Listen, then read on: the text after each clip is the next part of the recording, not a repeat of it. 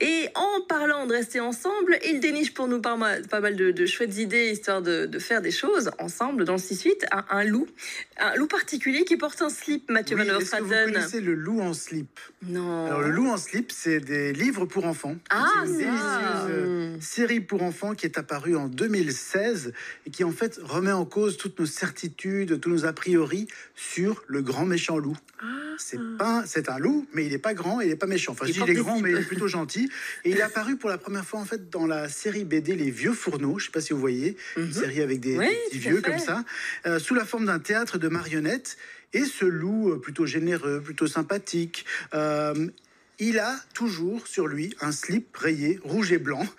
Et donc, il est immédiatement reconnaissable. Donc, ce sont des albums écrits par Wilfried Lupano, dessinés par Mayana Itoiz. Et ça plaît aussi bien aux petits qu'aux grands, parce que ça aborde des sujets importants, comme la peur de l'autre, l'acceptation de la différence, etc.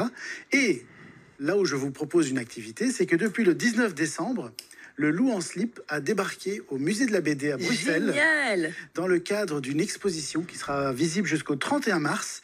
Et donc, ce sera l'occasion de découvrir tous les personnages de la forêt, Madame la Chouette, Robert l'écureuil, et aussi, bien sûr, d'admirer des dessins et des croquis originaux du loup en slip.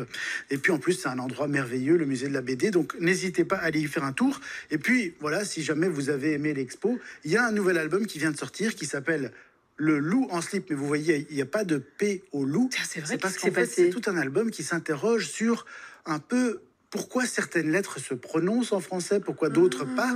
Par exemple, c'est le loup en slip, pourquoi pas le loup en slip. Vous avez raison, il y a des P qui se prononcent, d'autres pas.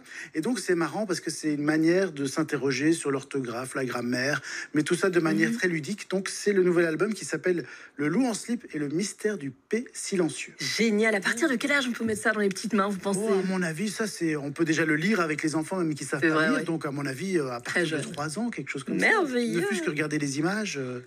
Un beau cadeau de Noël après l'heure, finalement. Voilà. Finalement, mais on peut le lire jusqu'à 99 ans et plus, voilà. évidemment. N'arrêtez pas de lire, c'est important. On dit en anglais que la lecture, c'est food for the brains, c'est la nourriture pour le cerveau, finalement. Et c'est vrai que qu'est-ce que ça fait du bien de lire des bonnes BD, conseillées par Mathieu sur un site aussi qu'on peut retrouver en ligne. Oui, age-bd.com. Voilà, comme ça, vous savez tout. Et la boucle est bouclée, comme on dit dans ces cas-là.